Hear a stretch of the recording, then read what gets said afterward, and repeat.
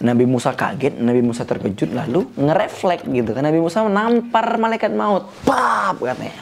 Assalamualaikum warahmatullahi wabarakatuh. Hai teman-teman sekalian, kita bertemu lagi di konten yang mungkin tidak kalian tunggu, tapi saya selalu berharap konten ini akan menjadi konten yang amat sangat ditunggu-tunggu.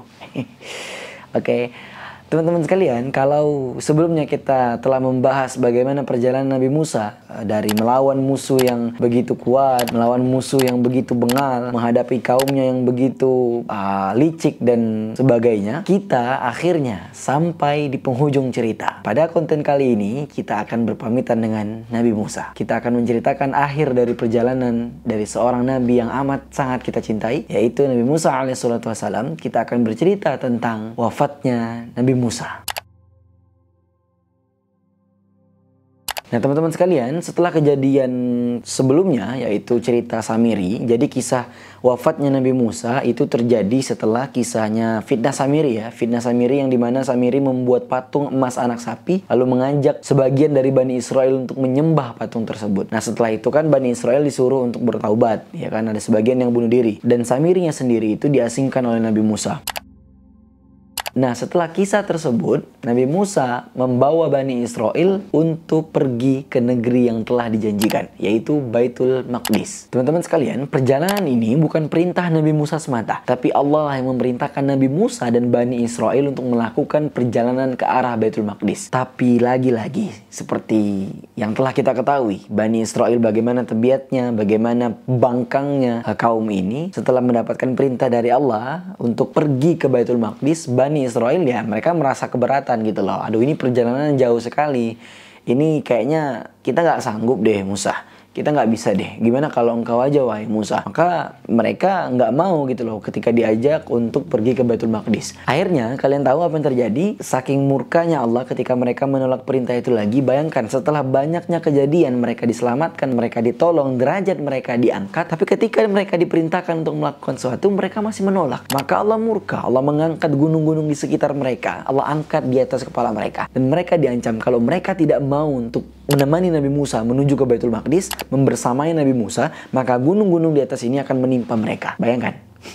Mereka tuh mau diancam kayak gini dulu, baru mau gerak gitu loh. Akhirnya Bani Israel ini mau melakukan perjalanan menuju ke Baitul Maqdis ya dengan rasa takut dan terpaksa karena di atas mereka ada gunung gitu loh. Kalau mereka nolak ya gunung ini akan jatuh nimpa mereka. Saking takutnya mereka itu sampai jalan sambil megang kitab mereka ya kan, sambil jalan sambil lihat ke atas gitu loh. Aduh, ini jangan jatuh dah, jangan jatuh please, jangan jatuh. Mereka merasakan ketakutan yang amat sangat luar biasa. Berjalan menemani Nabi Musa menuju ke Baitul Maqdis dengan rasa takut yang begitu dahsyat. Bayangkan melakukan perjalanan yang cukup jauh, terus di atas mereka ada gunung yang sedang diangkat gitu loh. Mereka diancam kalau nggak mau ikut gunung ini nimpa kalian, selesai kalian ini.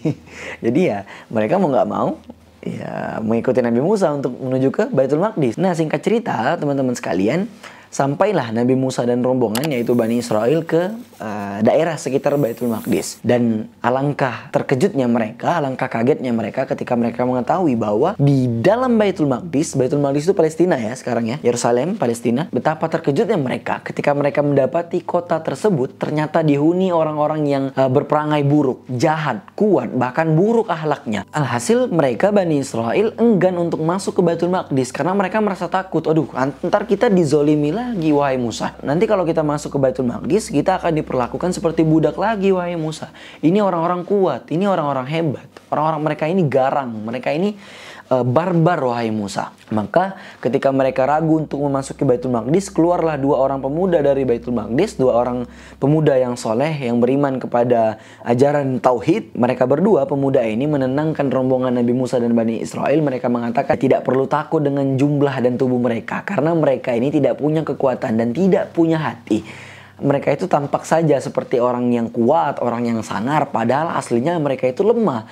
Penduduk Baitul Maqdis itu adalah orang-orang yang lemah, kata dua orang pemuda ini yang keluar dari Baitul Maqdis. Lalu dua orang pemuda ini memberikan saran. Oh iya, kami ada saran dan tips ketika kalian ingin masuk ke Baitul Maqdis. Kalaupun kalian takut, kami punya tipsnya biar kalian lebih aman, agar kalian tidak diganggu oleh mereka. Kalian masuk ke pintu yang ada di sana, yang di sebelah timur atau sebelah barat gitu ya. tidak dirincikan. Intinya kalian masuk ke pintu ini, mungkin pintu ini akan lebih aman. Kalian akan tidak diganggu, tidak dipelototin, tidak dilihatin gitu loh. Kalian akan tenang untuk masuk ke sana. Jadi dua orang pemuda ini ngasih saran ke Nabi Musa seperti itu. Maka Nabi Musa sampaikan ke Bani Israel, ya udah kita jihad aja yuk, kita ke Baitul Maqdis. Kita sekarang siap-siap, kita akan berjihad ke Baitul Maqdis. Kita akan kalaupun ada kezaliman di sana, maka kita akan berantas. Kalaupun ada kejahatan di sana, kita akan hapuskan kejahatan itu. Kalaupun di sana ada raja yang zalim, kita akan selesaikan dia. Ayo kita berjihad. Nabi Musa mengajak Bani Israel untuk berjihad dan masuk ke Baitul Maqdis. Namun tahukah kalian bagaimana respon dari Bani Israel? Lagi-lagi mereka Bani Israel mulai bersikap durhaka. Mereka menolak perintah ini. Mereka menolak ajakan Nabi Musa dengan entengnya. Bahkan ini membuat Nabi Musa sangat marah. Tahu apa yang mereka katakan? Mereka katakan, sampai kapanpun, wahai Musa, kami tidak akan mau memasuki kota itu selama orang-orang barbar itu masih ada di sana. Kalaupun kau tetap mau ke sana, wahai Musa, kau tetap mau masuk ke kota Baitul Maqdis itu, kau ingin berjihad ke sana, maka pergilah engkau berdua dengan Tuhanmu, wahai Musa. Berperanglah engkau dengan Tuhanmu itu melawan mereka, wahai Musa. Nanti kalau sudah menang, kalau sudah berhasil, maka kembali ke sini, maka kami akan masuk ke sana. Bayangkan Bani Israel ini biadab betul. Mereka ini bebal betul gitu. Bayangkan Nabi mereka sendiri, mereka suruh berjihad dengan Tuhannya. Jadi Bani Israel ini kasarnya gini, wahai Musa, kalau kau memang mau ke sana, kalau kau memang mau ke Baitul Maqdis berjihad, maka kau pergi aja sama Allah sana. Perang sana sama Allah. Kan kau kuat. Tuhan kau kan kuat, wahai Musa. Kami di sini santai-santai saja. Nanti kalau kau sudah menang, kau kasih tahu kami. Maka kami akan masuk ke Baitul Maqdis. Wah, enak betul kau Bani Israel. Bayangkan udah ditolong, udah diangkat derajatnya, udah diselamatkan dari Fir'aun dan sebagainya. Mereka masih bisa mengatakan hal seperti ini. Masya Allah Nabi Musa. Apa nggak wajar gitu loh ketika Nabi Musa marah betul kepada mereka. Bebal, mereka ini tidak punya adab dengan Nabi dan Tuhannya sendiri. Kalimat yang mereka ucapkan itu benar-benar kalimat seorang yang bodoh. Karena ya memang keluar dari orang bodoh seperti Bani Israel. Lalu ketika Nabi Musa mendengar kalimat-kalimat itu, Nabi Musa sangat marah. Murka sekali Nabi Musa. Saking marahnya Nabi Musa ini sampai Nabi Musa mendoakan keburukan pada mereka yang mengucapkan hal seperti itu dan menyebut mereka sebagai orang-orang yang fasik. Bayangkan bagaimana murkanya Nabi Musa. Nabi Musa sampai mendoakan keburukan untuk Bani Israel.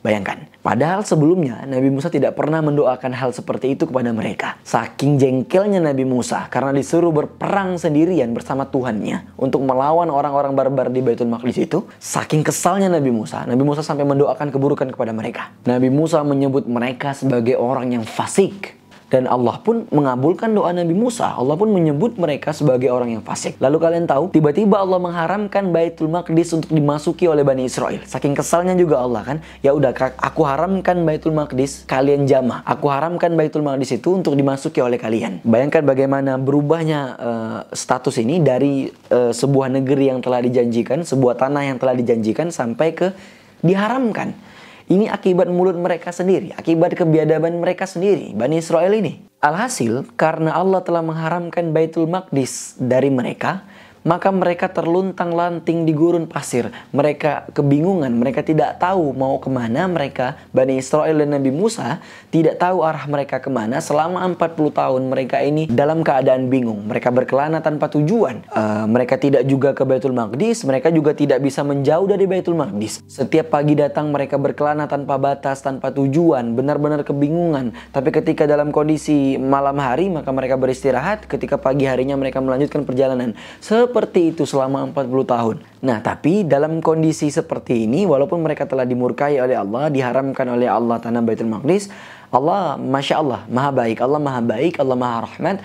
Dalam kondisi ini tetap Allah turunkan kasih sayang pada mereka. Bayangkan kasih sayang Allah. Allah tetap turunkan pertolongan untuk mereka. Allah menaungi mereka dengan awan. Jadi mereka tidak kepanasan. Allah menurunkan manna dan salwa untuk mereka. Jadi manna dan salwa itu bagaikan makanan untuk mereka ya. Seperti madu dan buah-buahan atau roti ya. Jadi banyak perbedaan di sini. Intinya memenuhi kebutuhan mereka. Ketika mereka berjalan di pagi hari, mereka dinaungi oleh awan agar mereka tidak kepanasan. Terus mereka selalu disediakan makanan oleh Allah, diturunkan oleh Allah. Bahkan Allah juga memberi pakaian yang tidak bisa usang atau tidak bisa kotor kepada mereka. Dan dalam riwayat dikatakan bahwa Allah menciptakan batu segi 4 di hadapan mereka. Lalu Allah memerintahkan Musa untuk memukul batu tersebut dengan tongkatnya. Lalu batu itu kemudian memancarkan 12 sumber air. 3 sumber air di setiap satu sisinya. Jadi teman-teman sekalian, setiap kali mereka Bani Israel meninggalkan suatu tempat, maka mereka pasti menemukan batu besar itu ada di sekitar mereka gitu loh. Ada di tengah-tengah mereka. Jadi bayangkan, misalnya mereka berhenti di satu tempat, nah batu itu tuh udah ada gitu loh, untuk diketok terus keluar air. Jadi walaupun Allah murka kepada mereka, Allah tetap menurunkan kasih sayang Allah kepada mereka. Mereka dinaungi awan agar tidak kepanasan, mereka disediakan makanan, mereka diganti pakaiannya, mereka disediakan air yang berkecukupan. Masya Allah, maha baik Allah, betapa indahnya kasih sayang Allah. Sekalipun pada orang-orang yang fasik, pada orang-orang yang membantah, pada orang-orang yang tidak beradab pada Allah sendiri, tapi Allah tetap turunkan kasih sayang. Nah, teman-teman sekalian, lalu selang beberapa waktu, masih dalam masa kebingungan itu, ternyata pada masa itu ajal pun mendatangi Nabi Musa. Nah teman-teman sekalian, kita akan menceritakan bagaimana proses wafatnya Nabi Musa. Setelah 11-12 episode, kita akan berpamitan dengan Nabi Musa. Nah teman-teman sekalian, kisah wafatnya Nabi Musa ini sangatlah unik dan berbeda. Sangat-sangat tidak dapat dibayangkan. Jadi seperti yang telah dijelaskan sebelumnya, Nabi Musa ini kan memang tengah berjuang ingin masuk ke Baitul Maqdis. Beliau ini pengen betul masuk ke Baitul Maqdis gitu loh. Tapi ya kaumnya tidak mendukung beliau, dan beliau juga tidak bisa masuk ke Baitul Maqdis tanpa membawa kaumnya. Karena ini tanggung jawab beliau. Jadi pada masa kebingungan itu, teman-teman sekalian, Nabi Musa sudah tidak ditemani oleh Nabi Harun. Nabi Musa sendirian. Karena Nabi Harun meninggal sebelum kejadian ini. Nanti kita akan ceritakan bagaimana proses meninggalnya Nabi Harun. Ya wajar saja gitu kan. Jadi Nabi Musa sendirian, tidak punya teman dakwah lagi, tidak ada wazirnya lagi karena Nabi Harun telah wafat. Palingan ya sisa Yusha bin Nun, itu pun tidak terlalu kuat. Yang kuat seperti Nabi Harun udah wafat duluan. Jadi ketika masa kebingungan ini, Nabi Musa sendirian. Teman-teman sekalian, Nabi Musa ini benar-benar ingin sekali untuk masuk ke Baitul Maqdis. Beliau ingin meninggal dan dikuburkan di Baitul Maqdis. Beliau ingin makam beliau itu ada di samping makam para nabi, makam para rasul, atau makam para wali-wali Allah. Beliau ingin sekali mati dan dikuburkan di Baitul Maqdis. Bahkan teman-teman sekalian, harapan ini terus-terusan dimunajatkan oleh Nabi Musa dalam doa-doa beliau. Namun ternyata qadarullah, belum jejak kaki Nabi Musa ke Baitul Maqdis, ternyata ya ajal Nabi Musa duluan menjemput Nabi Musa. Nah bagaimana kisah meninggalnya Nabi Musa atau kisah wafatnya Nabi Musa? Jadi teman-teman sekalian, ceritanya seperti ini.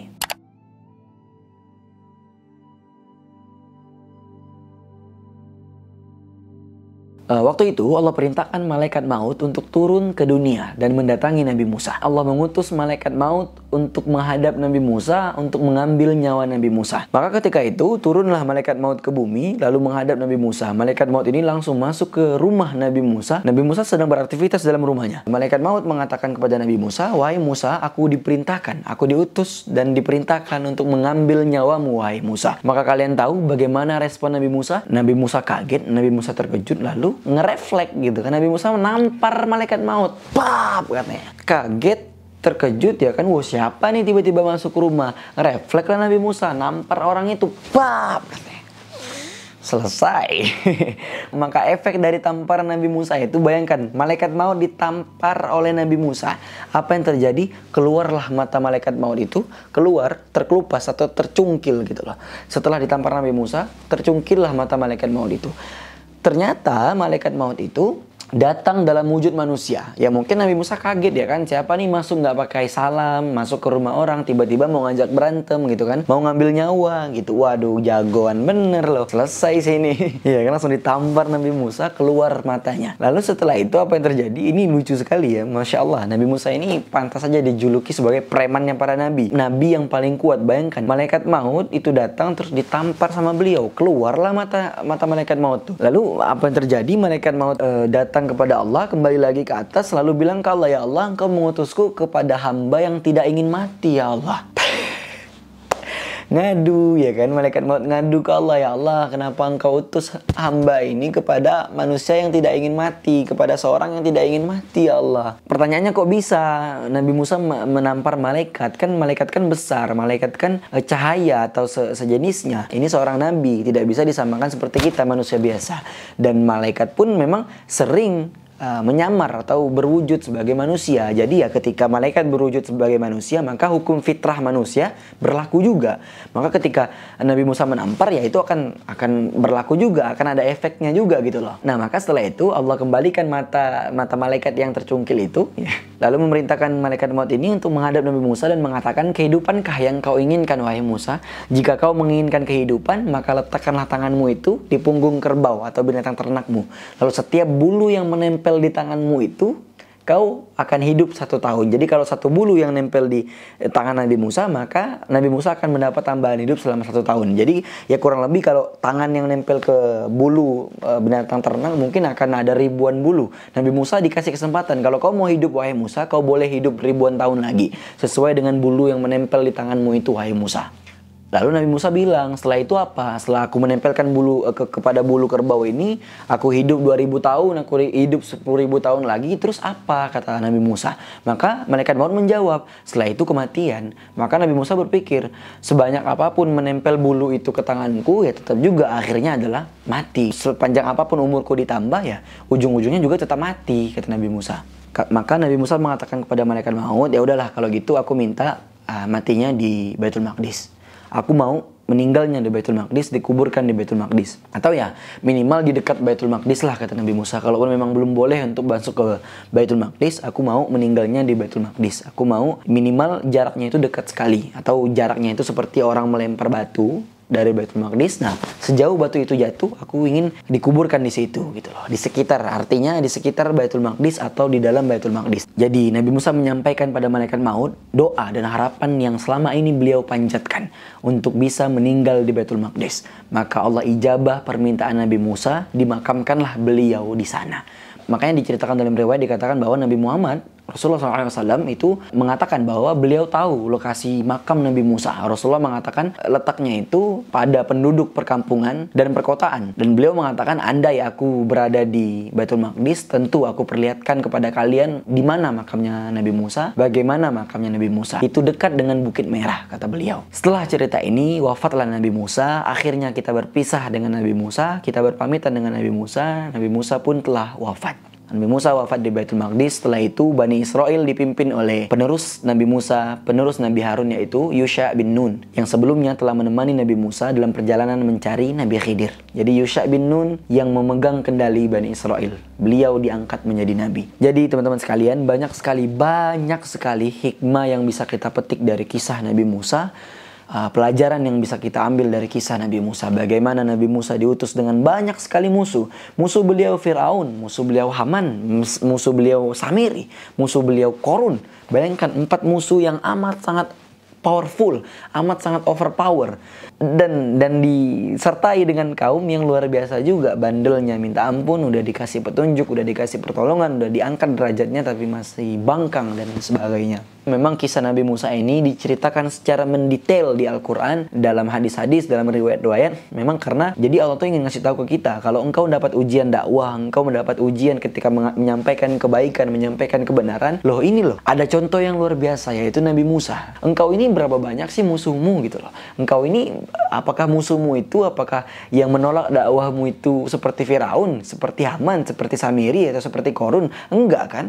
Nah, pelajari nih bagaimana polanya Nabi Musa ketika berdakwah. Nabi Musa tetap tegar, Nabi Musa tetap ridho, Nabi Musa tetap menjalani, Nabi Musa tetap sabar gitu loh. Maka kisah Nabi Musa ini amat sangat menjadi pelajaran bagi kita umat-umat setelahnya. Dan saya berharap semoga cerita ini membawa banyak sekali manfaat. Teman-teman boleh share ke keluarga, teman-teman boleh share ke para sahabat-sahabatnya. Silakan share agar mereka semua mengetahui bagaimana kisah perjuangan Nabi Musa, bagaimana perjalanan atau tapak tilas seorang Nabi yang amat sangat kita cintai, seorang Nabi yang begitu kuat sekali, ya kan?